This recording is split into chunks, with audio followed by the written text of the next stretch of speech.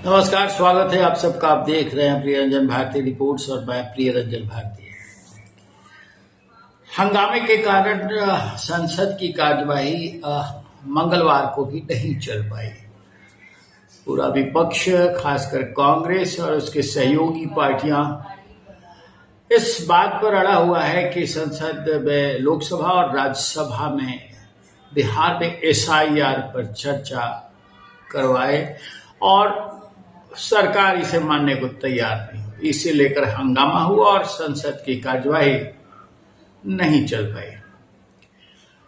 विपक्षी सांसद प्रियंका गांधी और उनके सहयोगी सांसद 124 साल की फर्स्ट टाइम वोटर मीता देवी की फोटो वाली टी शर्ट पहनकर संसद में प्रवेश कर पाए थे। मकर द्वार से उन्होंने आकर उस टी शर्ट को दिखाते हुए हंगामा किया और नारेबाजी की कि ये एसआईआर में यही सामने आया है।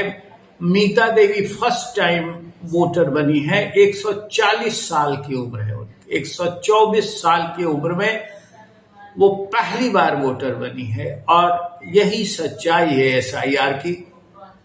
राहुल गांधी ने इससे पहले मीडिया में अपनी बातें रखी। मीडिया के साथ बातचीत में उन्होंने कहा कि ये तो वानगी है, लोकसभा और विधानसभा के हर सेगमेंट में यही किया जा रहा है और एक एक करके सारे दस्तावेज, सारे सबूत हम इकट्ठा कर रहे हैं जो सामने ले आएंगे।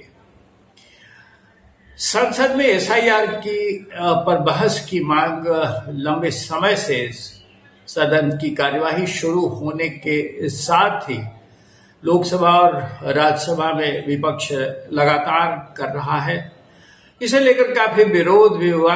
कल संसद से चुनाव आयोग तक विपक्षी सांसदों ने मार्च किया था, लेकिन उन्हें चुनाव आयोग नहीं पहुंचने दिया गया। बीच में ही उनका मार्च रोक दिया गया था। इससे वो आक्रोशित होकर सांसद धरने पर बैठ गए थे।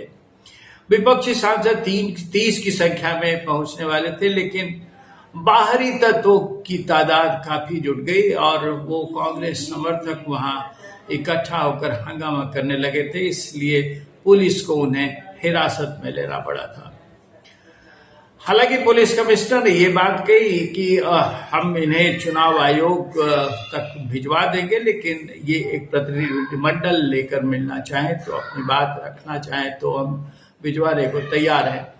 लेकिन ये इस पर हंगामा कर रहे थे और वो जो राहुल गांधी ने वोट चोरी के आरोप लगाते हुए जिस तरह के दस्तावेज सामने लाए हैं, उसको लेकर के चुनाव आयोग से सवाल कर रहे हैं। चुनाव आयोग ने उनको कहा हुआ है कि आप इस पर हलफनामा दायर करिए।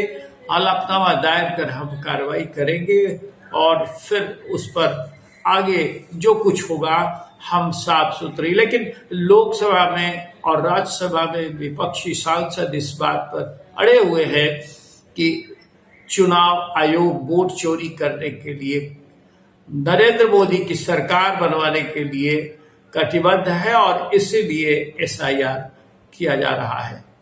एसआईआर पर हंगामा लगातार विपक्षी सांसद कर रहे हैं और कल चुनाव आयोग तक सांसदों के मार्च के बाद आज ये दूसरा दिन था जब संसद की कार्यवाही बाधित हुई एसआईआर को लेकर के विपक्ष के हंगामे के कारण।